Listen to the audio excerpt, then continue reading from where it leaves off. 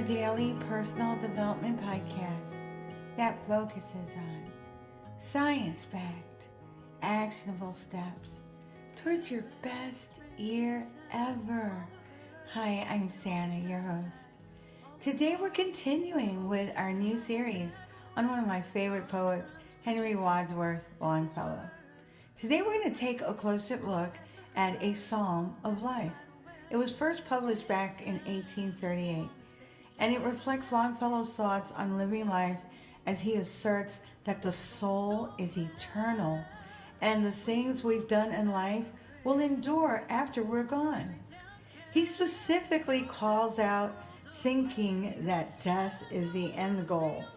Longfellow in the poem indicates that our focus should not be on death, but on living a meaningful and impactful life. The following passage cements this perspective. Life is real, life is earnest, and the grave is not its goal.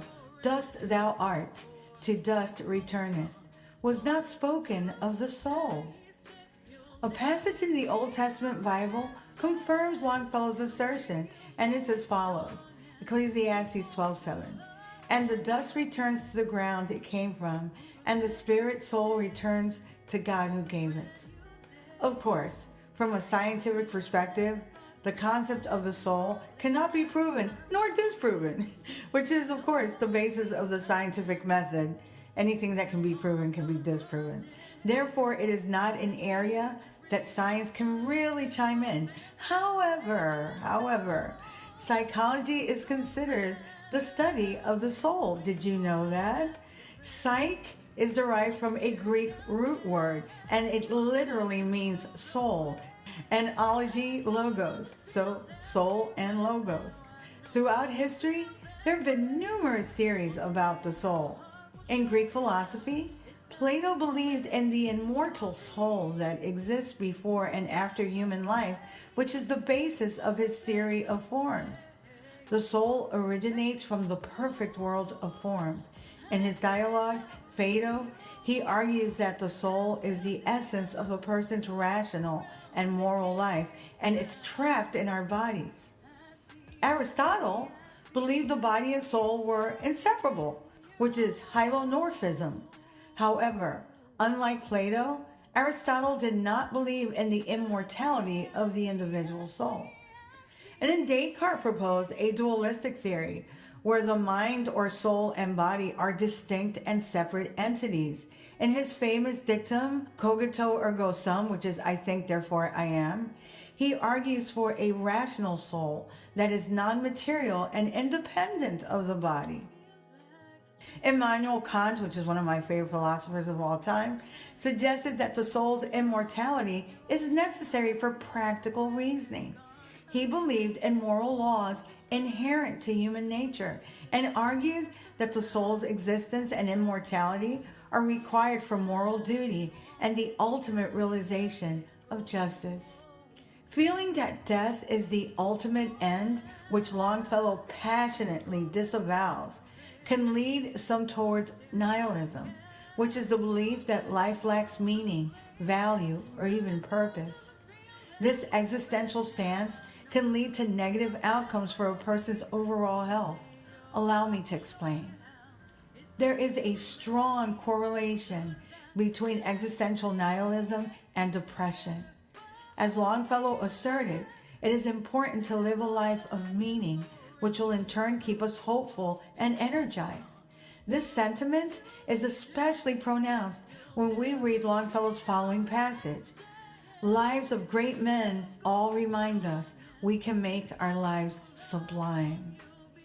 When a person feels that life lacks meaning and that death is the ultimate end, it can contribute to feelings of hopelessness.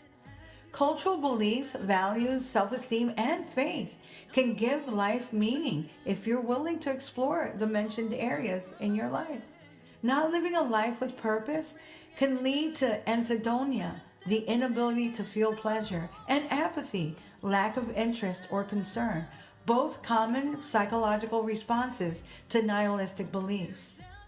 This is supported by studies in clinical psychology, which show that individuals with nihilistic outlooks often exhibit symptoms associated with depressive disorders, leading to a diminished capacity to find joy or purpose in activities. There is also a tendency to be more reckless, since the mindset is you're going to die anyway, so who cares? Research in neuroscience confirms Longfellow's train of thought on living a purposeful life, as it also positively impacts our decision-making processes, according to the National Institute of Health. Not enjoyment, not sorrow, is our destined end or way, but to act that each tomorrow finds us further than today. In the preceding passage, Longfellow clearly confirms his belief in continuous personal development. The way we reach further and farther is by doing the heavy lifting, which means working on ourselves.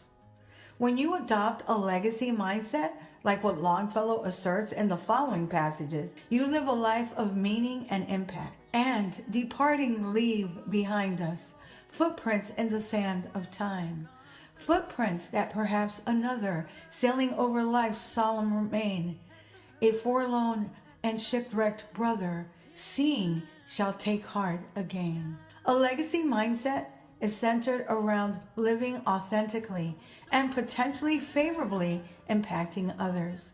You may be the source of inspiration and or the reason someone keeps moving forward. Never shortchange the relevance of your experiences and your voice. You could be the one. Henry Wadsworth Longfellow was influenced by the personal loss of his wife when he wrote the poem, A Psalm of Life, as well as his faith. The poem underscores the moral purpose of life. It can be read as a source of encouragement, and it urges us really to lead a life of action and purpose, grounded in the belief that life has a deeper meaning beyond mere existence. The death of his first wife, Mary Storer Potter, deeply affected Mr. Longfellow, and it served as a catalyst for much of his introspective and reflective poetry. In A Psalm of Life, despite his personal grief, he chooses resilience and eternal hope consistent with his faith. Here are 7 quick takeaways from the poem. Number 1, live a purpose-driven life. Number 2, take time to reflect. 3, act. Number 4, don't wallow in misery. Number 5, focus on living, not dying. Number 6, share your passion. Number 7, help others. If you like what you're hearing, don't forget to leave a review. You can also read a full transcript of this podcast episode and all 215 podcast episodes and counting on my blog, DoThisFirst.life. You can also subscribe to my YouTube channel at Do This First. I'm trying to get to 10K and I'm already well over 6,000. Let's see, I'm at 6.16, hey, and I'll continue to update the amount on each episode.